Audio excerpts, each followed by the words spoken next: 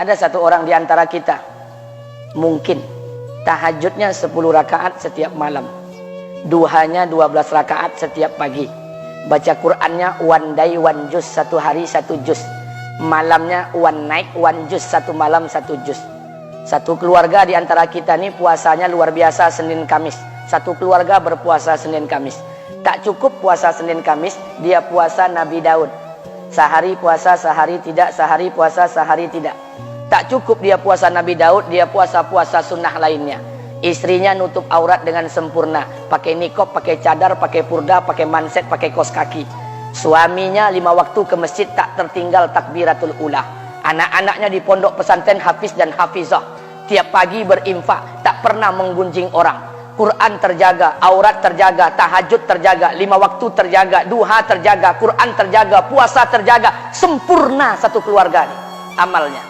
Tapi sudah 8 tahun dia tak tengok ayah ibunya. Sudah bertahun-tahun dia tak nyapa kedua orang tuanya. Sudah bertahun-tahun dia tak berhubungan baik dengan ayah ibunya. Sudah berminggu-minggu dia berkelahi dengan ayah ibunya. Sudah berhari-hari dia bermusuhan dengan kedua orang tuanya.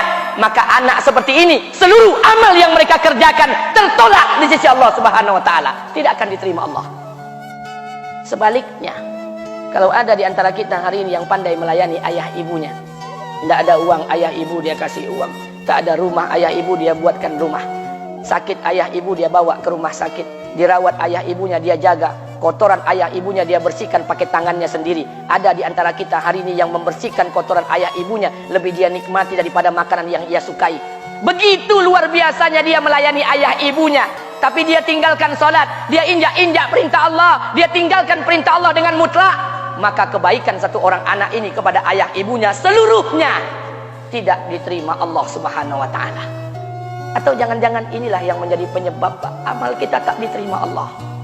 Atau jangan-jangan inilah yang menjadi penyebab amal kita tertolak di sisi Allah. Kita sholat juga, kita sujud juga, kita puasa juga, kita ngaji juga, kita dengarkan ceramah juga. Maka oleh karena itu, Pak, Bu, ayah kita tuh tinggal di kampung, ayah ibu tinggal di kampung sana. Terkadang ayah ibu kita tak sekolah, SD, SMP, SMA tak tamat.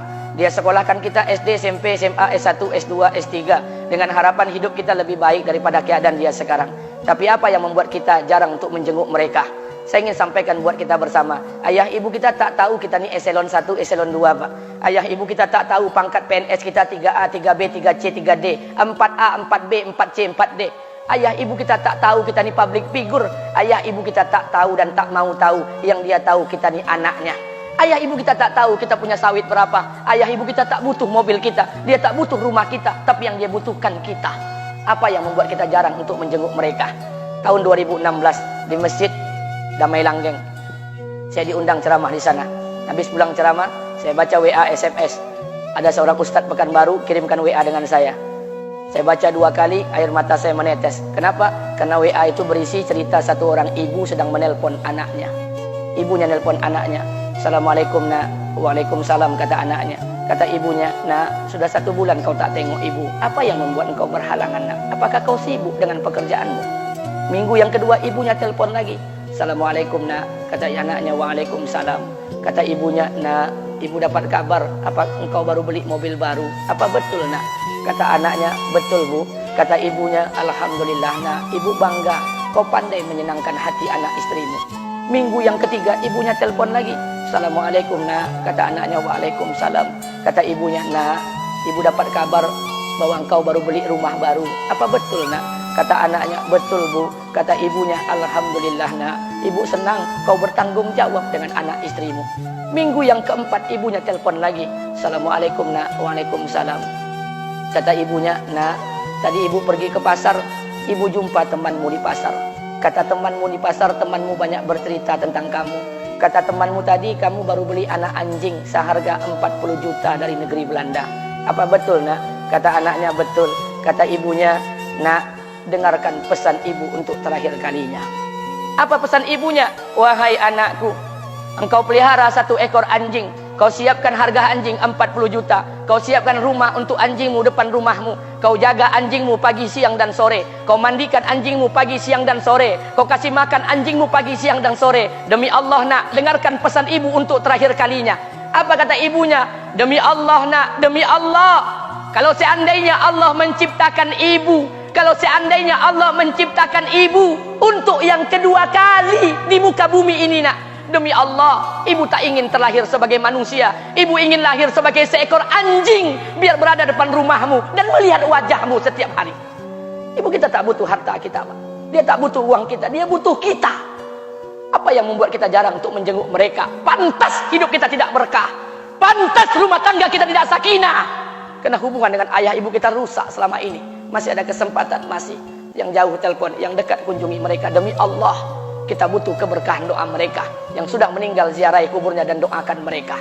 Imam As-Syafi'i berkata, apa kata Imam As-Syafi'i? Manusia zalim, manusia bodoh, kalian tak tahu apabila ayah dan ibu kalian mengangkat tangan di malam hari, dia berdoa kepada Allah untuk anaknya. Doanya cuma sekali, malamnya cuma sekali, hanya sekali saja doanya. Apa kata Imam Syafi'i? Sekali doa ayah dan ibu kalian sudah cukup bagi Allah untuk menjadikan kalian anaknya berkah dunia akhirat.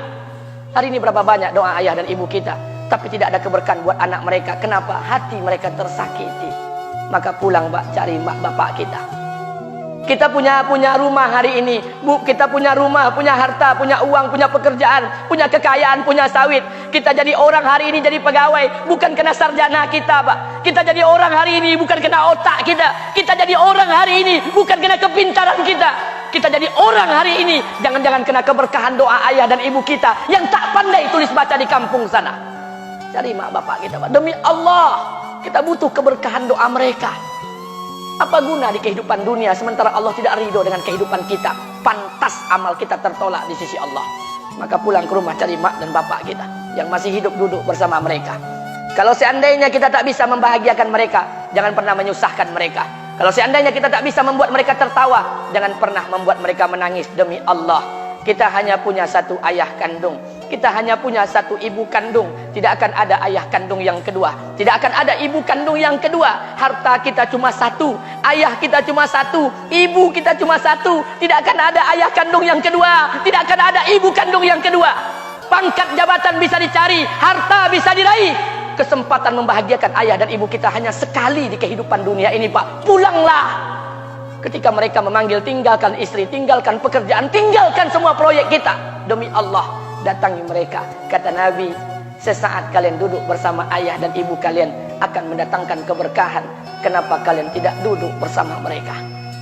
Jangan-jangan inilah yang menjadi penyebab amal-amal kita tertolak di sisi Allah.